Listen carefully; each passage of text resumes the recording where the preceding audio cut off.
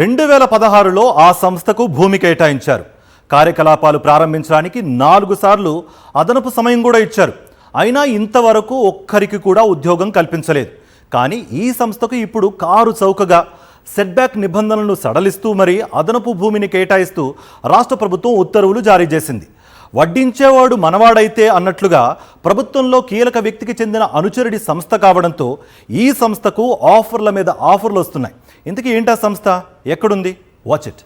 Dallas technologies centre. ఇందులో డైరెక్టర్గా ఉన్న కిలారు సునీల్ రాష్ట్ర ప్రభుత్వంలో చక్రం తిప్పుతున్న వ్యక్తికి అత్యంత సన్నిహితుడు కావడంతో నిబంధనలను సడలిస్తూ విశాఖ మధురవాడ హిల్ నెంబర్ 2లో కేటాయింపుల మీద కేటాయింపులు చకచకా జరిగిపోతున్నాయి. తొలిసారిగా 2016లో 7,774.9 చదరపు మీటర్ల స్థలాన్ని పొందిన డల్లాస్ టెక్నాలజీస్ ఇంతవరకు ఐటీ క్యాంపస్ నిర్మాణం పూర్తి చేయలేకపోయింది. అప్పటి నుంచి ఇప్పటి వరకు 4 సార్లు గడువు పొడిగిస్తూ వచ్చారు. ఇలాంటి కంపెనీకి ఇప్పుడు అదనంగా చదరపు మీటర్కు 10,000 రూపాయల చొప్పున మరో 2,270.88 చదరపు మీటర్ల భూమిని కేటాయిస్తూ రాష్ట్ర ప్రభుత్వం ఉత్తర్వులు జారీ చేయడంతో అధికారులు విస్తుపోతున్నారు.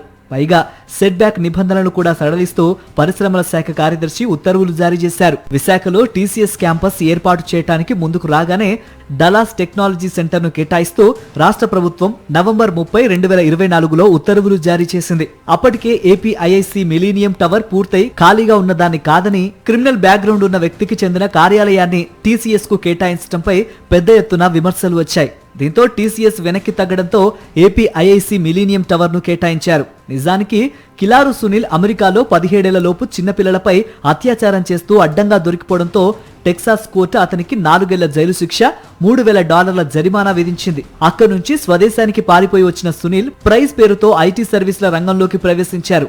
ప్రభుత్వంలో కీలకంగా వ్యవహరించే వ్యక్తికి అత్యంత సన్నిహితుడిగా గుర్తింపు పొందడమే కాకుండా నేరుగా మంగళగిరి నియోజకవర్గంలో టీడీపీ కార్యక్రమాల్లో అనేక సార్లు పాల్గొన్నారు. అయితే 2015లో కిలారు సునీల్, జనార్దన్ రావు బొంపాడ, శ్రవణ్య నన్నపనేని, ప్రవీణ్ అట్లూరి, సునీత రుద్రరాజు, వీర్రాజు కాటంరెడ్డి భాగస్వాములుగా ఏర్పాటైన డల్లాస్ టెక్నాలజీ సెంటర్ ఇలా ఏర్పాటైందో లేదో అలా 2016 సెప్టెంబర్ 8న విశాఖపట్నం మధురవాడలోని హిల్ నెంబర్ 2లో కోట్లాది రూపాయల విలువైన భూమిని కేటాయించారు. ఇప్పుడు తాజాగా మరో 0.56 ఎకరాలు అదనంగా కేటాయిస్తూ ప్రభుత్వం తన ఉదారతను చాటుకుంది.